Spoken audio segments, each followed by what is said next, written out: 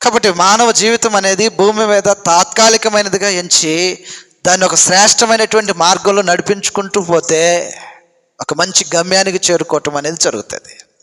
అందువలన దయతో మీకు తెలియచేసేటువంటి సంగతి ఏంటంటే, ఇంతకాలంలో బ్రతుకుతున్నటువంటి ఇన్ని సంవత్సరాలు, ఇన్ని రోజులు, ఇన్ని గంటలు దాటుకుంటూ వచ్చినటువంటి ఆయుష్ కాలంలో అసలు నా జీవితానికి సంబంధించి నేనేంటి, ఎలాగను గడిపాను నా జీవితాన్ని, దేనికోసం గడిపాను నా జీవితాన్ని, ఒకప్పుడు ఎలాగను గడుపుకుంటూ వస్తూ ఉన్నాను. అనుగ్రహించబడినటువంటి ఆయుష్ కాలంలో ఏ రోజులు, ఎన్ని రోజులు దేని కొరకు గడుపుకుంటూ వచ్చానో ఒక్కసారి ఆలోచించి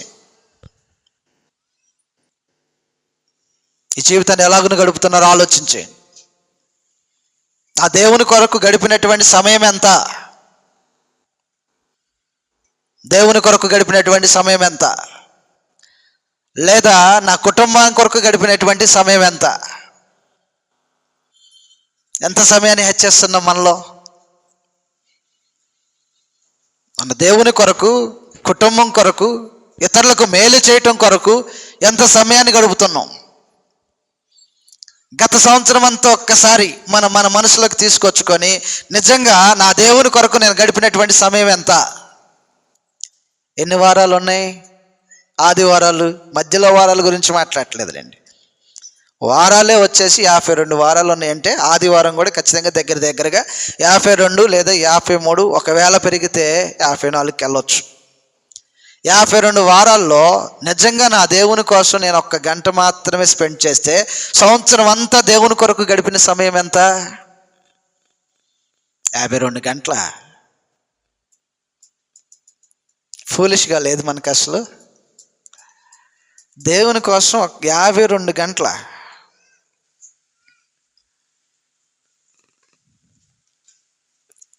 ఆలోచించేయండి. నా జీవితంలో ఇప్పటి వరకు ఆయుష్కాలం అనుగ్రహించాడు కదా, ఒక్కొక్కరికి 30 లేదా 40, 50 దేవుడు అనుగ్రహించుకుంటూ వచ్చినటువంటి ఆయుష్కాలంలో ప్రతి వారం ఆలోచించగలిగితే అసలు నా జీవితంలో ఉన్నటువంటి సమయము అధికమైనటువంటి భాగము దేనికోసం ఖర్చు అవుతుంది? దేనికోసం ఖర్చు అవుతుంది? బాగా నిద్రపోతే అయితే నిద్ర కోసం ఖర్చు అవుతుంది. సోమరుడైతే సోమరతనానికి ఎక్కువ ఖర్చు అవుతూ ఉంటుంది. నిజంగా మనం ఎలాగను గడుపుతున్నాం?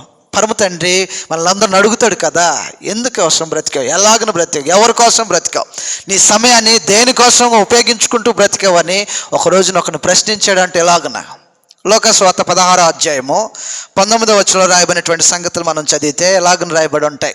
ఒక రోజున ఆ మనుషులను అడిగినటువంటి మహనీయుడు ఈ రోజున మనల్ని అడగడా, మన జీవితానికి సంబంధించి అడగడా, నీ జీవితంలో మొత్తము ఇంత సమయంలో ఈ సమయాన్ని దేని కొరకు హెచ్చించితివి కదా. వెళ్ళిపోయిన తర్వాత ఒక మనుషుడు ఆర్తనాదం పెట్టుకుంటూ అరుస్తున్నాడంట. వెళ్ళిపోయిన తర్వాత లోకస్వార్త 16వ అధ్యాయము 19వ వచనంలో మనం చదివితే రాయబడినటువంటి సంగతులు ఈ విధంగా ఉంటాయి. 16, 19. ధనవంతుడు ఒకడుండెను. అతడు ఓదా రంగు బట్టలను, సన్నపు నార వస్త్రములను ధరించుకొని ప్రతి దినము బహుగా సుఖించువాడంట. ధనవంతుడు, ఆ మనుషుడు ఎట్టివాడో, ఎక్కడ ఉండేవాడో, నిజంగా పుట్టుపూర్వోత్తరాలు ఏంటనేది గ్రంథంలో సైలెంట్గా ఉన్నటువంటి ఇన్ఫర్మేషన్ అయినప్పటికీ అతడి గురించి మాట్లాడేటప్పుడు మాత్రం ప్రభువైన యేసు ఇలాగని చెప్పాడు. ధనవంతుడు ఒకడు ఉన్నాడంట. ఎవడా ధనవంతుడు మీరు అడగొద్దు, గ్రంథం చెప్పలే. ఒకడు ఉన్నాడంటేనే ఒకడు అనుకోవాలి. ఆ ధనవంతుడు బ్రతికినటువంటి ఆ జీవితం ఎలాగను బ్రతికాడు? ఓదా రంగు బట్టలు వేసుకోవటము, అనుదినము సుఖించటము. కాబట్టి నిత్య సంతోషంగా బ్రతుకుతున్నటువంటి మానవుడిగా బ్రతికేసేసాడు. కాలం ఒక రోజున వెళ్ళిపోయింది. గతించిపోయిన తర్వాత తాను వెళ్ళినటువంటి స్థలంలో తాను ఎలాగని మాట్లాడుతూ ఉంటే, తండ్రివైన అబ్రహామా నా యందు కనికరం ఉంచమని తాను కోరుకుంటున్నటువంటి పరిస్థితులు కనిపించినప్పుడు 23వ వచనంలో 24వ వచనం ఎలాగని రాయబడి ఉంటుంది. తండ్రివైన అబ్రహామా నా యందు కనికరపడి తన వేలికురను నీళ్ళలోని ముంచి నా నాలుకను చల్లార్చుటకు లాజరును పంపం. నేను ఈ అగ్ని జ్వాలల్లో యాతన పడుచున్నానని కేకలు వేసి చెప్పాను. అందుకు అబ్రహాము, కుమారుడా, నీ జీవిత కాలం మందు నీకిష్టమైనట్టు సుఖము అనుభవించితివి. నీకిష్టమైనట్టు సుఖము అనుభవించితివి. ఏంది ఆయన అనుభవించిన సుఖము? చక్కటి వస్త్రాలు, చక్కటి తిండి. దీనికి తప్ప సృష్టించిన సృష్టికర్త ఏంటి, అసలు ఈ జీవితం ఏంటి, ఈ జీవితానికి సంబంధించి మనుషులకి నేను ఏదైనా చేయగలనా, ఈ ఆలోచనలు ఏమీ లేవు. ఒకవేళ మనలో కూడా ఒకవేళ ఎలాగనే గడుపుతుంటే ఆలోచన చేయాలి. అసలు దేనికోసం బ్రతుకుతున్నాం ఈ జీవిత కాలంలో? తింటము, వస్త్రములు ధరించడం కోసమేనా? సుఖపడటం కోసమేనా? ఒకవేళ మనలో ఎవరమైనా అలాగను బ్రతుకుతుంటే ఒక రోజున దేవుడు నీ జీవిత కాలాన్ని నువ్వు ఎలాగను గడిపావు అని అడగక మునిపే ఇప్పటి వరకు గడుచుకుంటూ వచ్చినటువంటి ఆయుష్ కాలంలో అసలు ఏ సమయాన్ని, ఎంత సమయాన్ని దేనికోసం గడిపాను? ఒకవేళ దానిలో అత్యంత ఎక్కువ సమయం ఇవ్వవలసినటువంటి దేవునికి అసలు సమయమే లేకోకుండా పోయిందా నీ గ్రాఫ్లో? ఒకసారి ఆలోచించండి. మొత్తం లైఫ్ అంతటినీ కలిపి నా జీవిత దినాలు ఇన్నే, ఇప్పటి వరకు నా దేవుని కోసం గడిపినది ఎంత, నా కుటుంబం కోసం గడిపినది ఎంత? ప్రతివాడు తన కుటుంబంతో సంతోషంగా గడపాలి కదా. కుటుంబంలో తన భార్య బిడ్డలతోనూ, కుటుంబంలో ఉన్నటువంటి తన రక్త సంబంధికులతోనూ సమయాన్ని సంతోషంగా గడపవలసిన సమయం ఉంటుంది. ప్రీసియస్ టైం, అది విలువైనటువంటి సమయం కుటుంబంలో గడపటం. నేడున్నటువంటి మనుషులు కుటుంబాలను పాడు చేసుకోవడానికి గల ప్రధానమైనటువంటి కారణాల్లో ఒకటి ఏంటంటే తమ కుటుంబంలో గడపవలసినటువంటి సమయాన్ని కుటుంబానికి ఇవ్వకపోవటం. ఒక భర్త తన భార్యతో గడపడు, తన భార్య తన భర్తతో సమయాన్ని హెచ్చించదు. బిడ్డలు తల్లిదండ్రులతో సమయాన్ని గడపరు, తల్లిదండ్రులు బిడ్డలతో సమయాన్ని గడపరు. ఒకవేళ సమయం ఏదన్నా కుదిరిందా, ఎవరి పనులు వాళ్ళకే.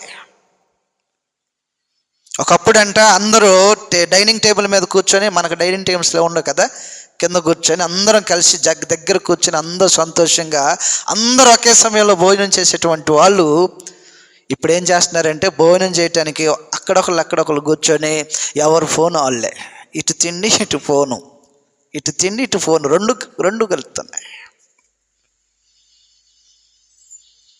మనుషుల యొక్క జీవితాలు ఎంత చిన్న భిన్నం అయిపోతున్నాయి ఆలోచించేయండి. పాడు చేసేసుకుంటున్నారు జీవితాన్ని. 5 ఉంటే 5 ఫోన్లు, 5కి కూడా కనీసం ఒక్క 10 నిమిషాలు కూడా పక్కన పెట్టే అంత తీరికలేనటువంటి బిజీ దాని మీద. ఏముంటుంది కమ్యూనికేషను? ఒక భార్య గురించి భర్తకి, భర్త గురించి భార్యకు, పిల్లల గురించి తల్లిదండ్రులకు, తల్లిదండ్రుల గురించి పిల్లలకు. సంతోషం, సమాధానాలు ఉండవు, చిన్న భిన్నం అయిపోతుంది కుటుంబాలు. కాబట్టి ఈ రోజున మనము మన జీవితానికి సంబంధించి చార్ట్ చూడగలిగితే అత్యధికమైనటువంటి భాగము మీ చేతిలో ఉన్నటువంటి 5 అంగుళాల ఫోను. దీంట్లో కాదని ఎవ్వరూ అబద్ధం చెప్పలేరు. ఒకవేళ చెప్పాల్సి వస్తే మాలో పాపము లేదని చెప్పిన ఎడల వాడే కదా అబద్ధికుడు, దేవుడు కాదు కదా అని అన్నాడు యోహాను రాసిన మొదటి పత్రిక 5వ అధ్యాయంలో. ఈరోజు చెప్పండి, నువ్వు సమయము నీ మొబైల్కి ఎంత ఇస్తున్నావు, నీ భార్యకి ఎంత ఇస్తున్నావు? నీ సమయంలో నీ భర్తకి ఇచ్చేటువంటి సమయం ఎంత, నీతో ఉన్నటువంటి మొబైల్కి టీవీకి ఇచ్చేటువంటి సమయం ఎంత? ఉదయం లేచిన దగ్గర నుంచి వీళ్ళకి ఒక టైం ఉంటుంది అనమాట. మధ్యాహ్నం 12 గంటలకు సీరియల్ వస్తుంది. ఈ సీరియల్ కంటే అన్నీ కూడా ముందే ఎంత సిస్టమేటిక్గా వర్క్ చేసుకుంటూ వెళ్తుంటారో కొంతమంది స్త్రీలు. మధ్యాహ్నం 12 గంటలప్పుడు సీరియల్ పోవటానికి వీల్లేదు, 2 గంటలప్పుడు సీరియల్ పోవటానికి వీల్లేదు. ఆఖరికి 11:30కు ఒకటి మంచి సీరియల్ వస్తుంది, అది చూసిన తర్వాత ఆఫ్ అవుతుంది బటన్. ఇదే సమయాన్ని గడపటం అంటే. ఎలాగా గడిపితే జీవితాలు బాగుండేది? అర్ధరాత్రి 12 గంటల దాకా, 11 గంటల దాకా ఇంటిలో ఉండవలసినటువంటి బిడ్డ బయట తిరిగి వస్తుంటే, చెడిపోయినటువంటి స్నేహితులతో తిరిగి వస్తుంటే ఎందుకు కుటుంబాలు బాగుంటాయి? కాబట్టి సమయాన్ని దుర్వినియోగం చేసుకోవటం ఎక్కువైపోయింది. ఉన్న సమయం తక్కువ, అందుట్లో దుర్వినియోగం ఎక్కువ, పాడు చేసుకోవటం ఎక్కువ, దుష్ట సాంగత్యానికి ఎక్కువ. మన ఇంట్లో ఏదన్నా ఒక భర్తకి ఏదన్నా అయితే తల్లడిల్లిపోతున్నటువంటి భార్యతో ఒక 10 నిమిషాలు కూర్చొని మాట్లాడడం. చెడిపోయినటువంటి మనుషులు తిరగటానికి మాత్రము గంటలు కుటుంబాలు ఎందుకు బాగుంటాయి? నిత్యము వారి క్షేమం కోరుకుంటున్నటువంటి తల్లిదండ్రులతో ఒక 10 నిమిషాలు సమయం స్పెండ్ చేయరు. బయట మాత్రము ఎంతసేపు అయినా ఇసుక లేకోకుండా ఉంటారు. ఒకవేళ తల్లి కానీ తండ్రి కానీ ఆగమ్మా నువ్వు ఇంటికి వచ్చిన దగ్గర నుంచి వాళ్ళు మాట్లాడేదే కనీసం మహా మాట్లాడితే ఒక 15-20 మాటలు మాట్లాడతారు. అంటే ఇంటికి వచ్చిన పిల్లలకి ఎన్ని మాటలు మాట్లాడతారు? వాళ్ళకే మాట్లాడే అంత సమయం లేదులే. కానీ ఒకవేళ ఏదైనా సమయం కల్పించుకొని ఒకవేళ మాట్లాడాల్సి వస్తే కరెక్ట్గా ఒక 15-20 మాటలే మాట్లాడతారు. రా ఏంట్రా తిన్నావా, ఇప్పుడు వచ్చావేంటి, లేటుగా వచ్చావేంటి, ఎందుకు తిరుగుతున్నావు, ఆగమ్మా ఇంటికి వచ్చిన దగ్గర నుంచి నీది ఒక సొద, నాకు బయటే ప్రశాంతంగా ఉంది. అసలు నేను కని పెంచి పోషించి వారి క్షేమాన్ని ఆలోచన చేసినటువంటి తల్లిదండ్రులతో మాట్లాడుకునేటువంటి సమయం పిల్లలకు లేదు. పిల్లలు ఏదన్నా చెప్తే వినే పరిస్థితిలో తల్లిదండ్రులు లేరు. బిజీ, వాళ్ళ చేతిలో ఉన్నటువంటి మొబైల్ వారిని బిజీ చేసేసింది. ఒకప్పుడు ఉన్నటువంటి సమయాలు, కుటుంబాల్లో గడుపుతున్నటువంటి విధానాలు మారిపోయినాయి. కాబట్టి మన జీవితాన్ని మొత్తాన్ని ఒక గ్రాఫ్గా పెట్టి చూసుకున్నప్పుడు నిజంగా నా దేవుని కోసం గడిపే సమయం ఎంత, నా కుటుంబం కోసం గడిపే సమయం ఎంత, ఒకవేళ నాతో ఉన్నటువంటి మనుషుల కోసము అనగా నా చుట్టూ ఉన్నటువంటి సమాజంలో నా దేవుడు మేలు చేయాలని కోరాడు కదా, ఇతరులకు సహాయం చేయాలని, విసకక సమయం అందు అసమయం అందు మేలు చేయాలని కోరాడు కదా, వారి కోసం నేను గడిపే సమయం ఎంత?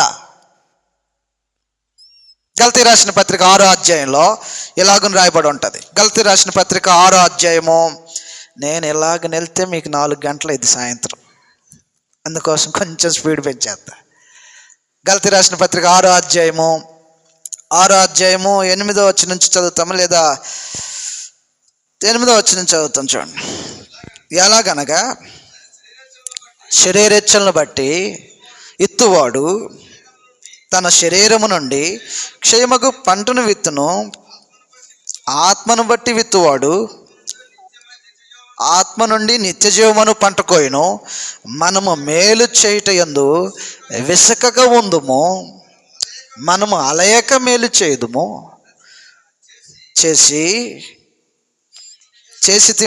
చేసితిమేమి తగిన కాలమందు పంట కోతము. కాబట్టి మనకు సమయము దొరికిన కొలది అందరి ఎడలను, మరి విశేషముగా విశ్వాస గృహమునకు చేరిన వారి ఎడలను మేలు చేయదు అని అన్నాడు. ఎంత టైము స్పెండ్ చేశారు దీనికోసం? గత సంవత్సర కాలంలో ఇతరులకు మేలు చేయాలని నువ్వు స్పెండ్ చేసిన టైం ఎంత? ఒకవేళ ఏదన్నా ఈ పని చేస్తే నా కుటుంబానికి అనుకుంటాం, ఇంకొక ఏదన్నా పని చేస్తే ఇది అవసరతలో ఉన్నటువంటి వారి కోసమని టైం ఎక్స్పెండ్ చేసుకొని చేసినటువంటి పనులు ఏమన్నా నీ జీవిత దినాల్లో ఏదన్నా ఒక్కటి ఉందా? ఇది నా కోసం కాదు, నా బిడ్డల కోసం కాదు, ఇది కేవలం వారి కోసం అని ఎంత టైం స్పెండ్ చేశారు?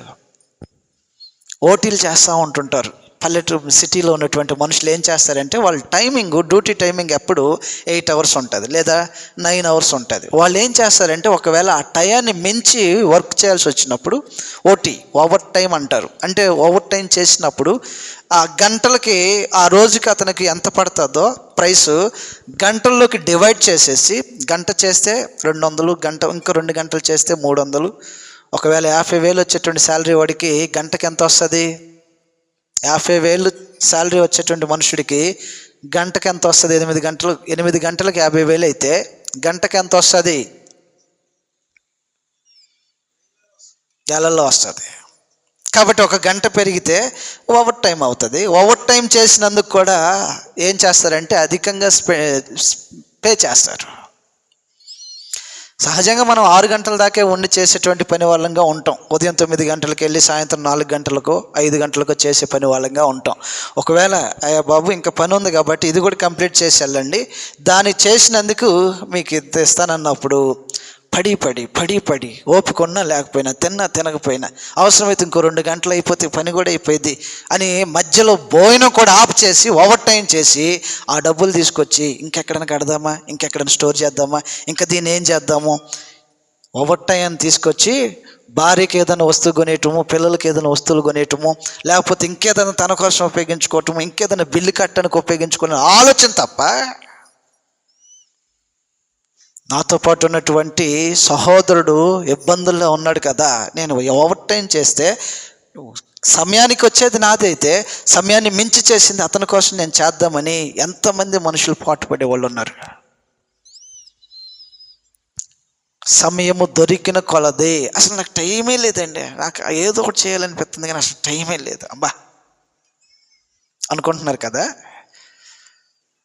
ఈరోజున మనుషులు బిజీ. సమయము దొరికిన కొలది విసకక మేలు చేయాలని గ్రంథం కోరుతుంది కదా. ఇప్పటి వరకు గడిపి వచ్చినటువంటి కాలంలో వదిలేద్దాం, క్రీస్తునకు వెలుపలగా ఉన్నటువంటి కాలాన్ని వదిలేద్దాం. క్రీస్తులోనికి వచ్చిన తర్వాత నీ జీవిత కాలంలో ఎంత సమయాన్ని ఇతరులకు మేలు చేయడానికి వాడావు? ఒకప్పుడు క్రీస్తులో లేనప్పుడు, దేవుడేంటో తెలియనప్పుడు, ప్రజలేంటో, తనతో పాటు ఉన్నటువంటి వారు ఏంటో, వారికి ఏం చేయాలో ఈ స్పృహ లేదు, బాధ్యత లేదు, వారి మీద ప్రేమ లేదు, వదిలేసేద్దాం. కానీ క్రీస్తులోనికి వచ్చిన తర్వాత ఇది ఓటి లేదా ఎక్కువ సమయం చేస్తున్నా, ఇది కేవలం వారి కోసమే చేస్తున్నా, ఆ పని కోసం చేస్తున్నా అని ఏ రోజన్నా ఇబ్బందులు ఉన్నటువంటి మనుషుల కోసము నువ్వు టైం స్పెండ్ చేసింది ఎంతైనా ఉందా? ఒకవేళ ఉంటే అది ఎంత టైం స్పెండ్ చేశారు? ఇది కేవలము విశ్వాస గృహమునకు చేరిన వారి కొరకే చేసినటువంటి పని. ఇది ఎంతమంది పని చేశారు అడగచ్చా నేను? ఉన్నారా అలాంటి మహనీయులు? మళ్ళొకసారి చదువుతాం కింద భాగంలో 9వ వచనంలో, మనము మేలు చేయటందు విసకక ఉందము, మనము అలయక మేలు చేసితివేమి విసకగా. అంటే వాళ్ళకు కొన్ని లెక్కలు ఉంటాయి. ఎలాగని లెక్కలు ఉంటాయి? నెలకొకటి చేద్దాం, మళ్ళీ నెలలో 2వది అన్నారు అనుకో, ఏంటి పొద్దాకులు డబ్బులు అడుగుతారేంటి? ఒకవేళ మధ్యలో 2 నెలలకు ఒకటి చేద్దాం, మధ్యలో ఇంకొక 2-3 అడిగారు అనుకో, మొన్న 10 రోజులు అవ్వట్లేదు, మొత్తం కలిపి 15 రోజులు అవ్వట్లేదు, మళ్ళీ ఒకటంట, మళ్ళీ ఒకరికంట. ఇది విసుగు. మన మైండ్లో ఫిక్స్ చేసుకున్నాం కదా. దేవుడు ఎలాంటి ఫార్మేట్ ఇస్తే నెలకొకటి చేయండి, మీ మీద భారం లేకుండా చూసుకోండి అన్నట్లేదు, బాగుండేది. ఇప్పటికేమైనా భారం పెట్టాడా? ఇప్పటికైనా ఎవరి మీద భారం ఉందా? ఎవరి మీద భారం లేకోకుండా చేయగలిగినటువంటి పని, మంచి పని చేసి, అది నెలకు 1 వస్తుందో 5 వస్తాయో అది మన చేతిలో లేదు. అది సమయము దొరికిన కొలది వెసకక మేలు చేయుటకు, మరి విశేషముగా విశ్వాస గృహమునకు చేరిన వారికి మేలు చేయటానికి వారు పని చేయవలసిన వారే అంటారు.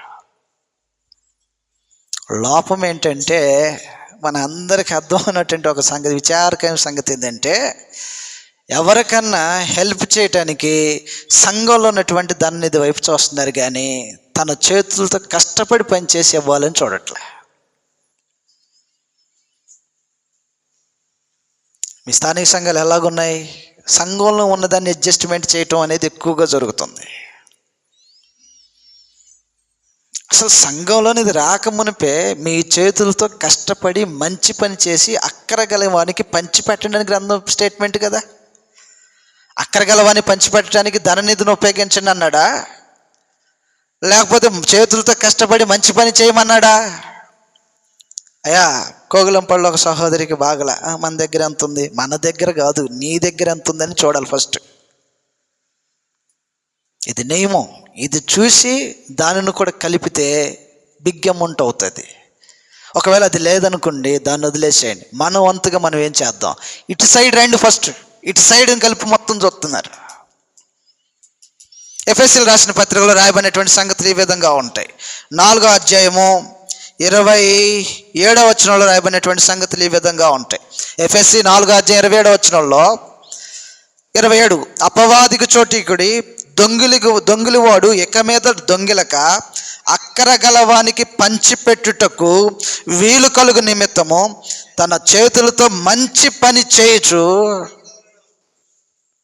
ఇది చేతులతో చేసి కష్టపడి చేసే పనే, ధననిధిలో ఎంత ఉందో తీసిచ్చే పనే. అలవాటు అయిపోయాం, ఒక ప్యాటర్న్కి అలవాటు పడిపోయింది మైండ్ అంతా.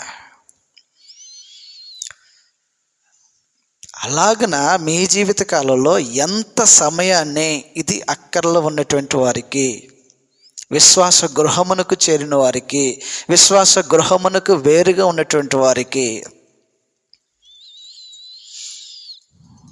నిజంగా మన జీవితంలో ఎంత టైం స్పెండ్ చేస్తున్నామండి? సామర్థ్యం ఉంది, బలం ఉంది, శక్తి ఉంది. ఇంకొక 2 గంటలు పనిచేస్తే ఇంకొక 400 వస్తాయి, లేదా 500 వస్తాయి, 600 వస్తాయి. ఇవి తీసుకెళ్ళి మొన్న స్థానిక సంఘాలు ఎవరో బాగలేదన్నారు కదా, వాళ్ళ కోసం ఇది అని సువార్థికుడి చేతికి అప్పగించేటువంటి మనుషులు మనలో ఎంతమంది ఉన్నారు? అసలు ఎలా గడుపుతున్నాం సమయాన్ని? గడుపుతామంటే అయిపోయింది, ఒకరోజు అయిపోయింది, ఇంకో రోజు 24 అయిపోయింది, 25లోకి వచ్చేసేసాం. నిన్న ఒక ఆయన పోస్ట్ పెట్టాడు అనమాట, మా ఫ్రెండు, కొత్తగా మారింది 25, నా క్యారెక్టర్ కాదు అంటాడు. ఆయన క్యారెక్టర్ అట్లే ఉందంట, ఒరిజినల్. మారింది సంవత్సరమే కానీ క్యారెక్టర్ కాదట. గ్రంథం ఏం మాట్లాడుతుంది? మార్చుకోవాల్సింది క్యారెక్టరు. సంవత్సరాలు ఏముంది, ఈరోజు కాకపోతే ఇంకో రోజు, ఇంకో నెంబర్ కాకపోతే ఇంకో నెంబర్ వస్తుందని గ్రంథం చెప్తుంది. మా ఫ్రెండ్ పెట్టింది ఏంటంటే, మారింది సంవత్సరమైన క్యారెక్టర్ కాదు రోయ్ అని పోస్ట్ పెట్టాడు. ఇదే క్రైస్తవ జీవితం అంటే. సంవత్సరాలది ఏముందండి, అసలు వచ్చే సంవత్సరం ఉండిద్దో ఉండదో తెలియదు మన జీవితంలో, లేదు ఇంకొక 10-50 వస్తాయో లేదో తెలియదు మన జీవితంలో. కానీ మార్చుకోవాల్సింది ఏంటి? ఉపయోగించాల్సిన సమయం దేనికోసం ఉపయోగించబడుతుంది లోకంలో? అందువలన గ్రంథాలు చెప్పేసేసాడు. 1, నీ దేవుని కోసం గడిపిన సమయం ఎంత? 2, నీ భార్య నీ బిడ్డల కోసం గడుపుతున్నటువంటి సమయం ఎంత?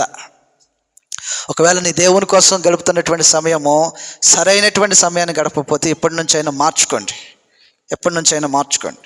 మా జీవితాల్లో నా దేవునికంటూ ఒక ప్రత్యేకమైనటువంటి సమయాన్ని నేను హెచ్చించాలి, ఇది ఎలాగనే కొనసాగాలి నా జీవిత దినాలని ఒక మంచి తీర్మానం చేసుకోండి. 2, నా భార్య బిడ్డల కోసం నేను హెచ్చించవలసిన సమయం ఇది, ఈ రోజున నేను ఎవరు పిలిచినా నేను రాను ఫిక్స్ అయ్యండి. కాబట్టి మీ కుటుంబంతో, నీ భార్యతో, నీ భర్తతో, నీ పిల్లలతో నువ్వు సంతోషంగా సమాధానంగా గడిపేటువంటి సమయాన్ని ఒక దాన్ని ఎంచుకో, కుటుంబాలు బాగుంటాయి. 3, విశ్వాస గృహమునకు చేరిన వారి ఎడల, అనగా సంఘంలోనికి చేరినటువంటి వారి ఎడల. 2, విశ్వాస గృహానికి బయట ఉన్నటువంటి వారి ఎడల మేలు చేయటానికి సమయమందు విసుగు చెందకోకుండా మేలు చేయటం నేర్చుకో. 4, ఒకవేళ నీ జీవితంలో ఉన్నటువంటి సమయాన్ని ఎలాగను దుర్వినియోగం చేసుకుంటున్నామేమో జాగ్రత్త. మనలో ఎవరమైనా పేతురు రాసిన మొదటి పత్రిక 4వ అధ్యాయంలో మనకున్నటువంటి సమయాన్ని మనుషుడు దుర్వినియోగపరుచుకుంటుంటే కనుక ఒకవేళ తన జీవిత దినాలను మార్చుకోవాల్సిన వాడై ఉంటాడు. పేతురు రాసిన మొదటి పత్రిక 4వ అధ్యాయము 1 నుంచి కొన్ని సంగతులు చదువుకుంటూ వచ్చే క్రమంలో 3వ వచనంలో మనము పోకిరి చేష్టలు, దురాశలు, మద్యపానము, అల్లరితో కూడిన ఆటపాటలు, వీకెండ్ అన్నమాట. ఇదంతా మీకు తెలియదేమో. వీకెండ్ అంటే తెలుసా? వీకెండ్ అంటే వీకెండ్ పార్టీస్, వారంతపు ఆహ్లాదం. Weekend parties, year end parties, month end parties. మన ఏరియాలో ఉన్న వాళ్ళు చాలా గొప్ప వాళ్ళే. వీకెండ్ పార్టీలకి ఇంకా అలవాటు పడాల. కొంచెం వచ్చింది అనిపించింది, కల్చరు రాబోతుంది, త్వరలోనే వస్తుంది. వీకెండ్ పార్టీస్ అన్నమాట. శనివారం మొదలైద్ది ఆ పార్టీ. వీకెండ్, వారం ముగిసిపోయిందని కూడా ఏంటి ఆ పార్టీ? అదే కాదా చేసేది? మరి ఇంకేదైనా ప్రత్యేకంగా ఇంకేదైనా చేస్తారా? చదువుతాం కింద గ్రంథంలో చూడండి. పోకిరి చేష్టలు, దురాశలు, మద్యపానము, అల్లరితో కూడిన ఆటపాటలు, త్రాగుబోతుల విందులు, చేయదగిన విగ్రహ పూజలు మొదలైన వాటి యందు నడుచుకొనుచు అన్యజనుల ఇష్టము నెరవేర్చుటకు గతించిన కాలమే చాలు. గొద్దు నా జీవితంలో గతంలో ఒకవేళ మద్యపానం తాగటానికి ఇంక వారంలో ఈరోజు మా ఫ్రెండ్స్ని కలుసుకోవాలి, వారితో సంతోషపడాలి అనేటువంటి అలవాటు ఏదన్నా ఉంటే మానే. కుటుంబంతో గడుపు, దేవుని ప్రజలతో గడుపు, పరిశుద్ధులతో సహవాసానికి హెచ్చించే సమయాన్ని.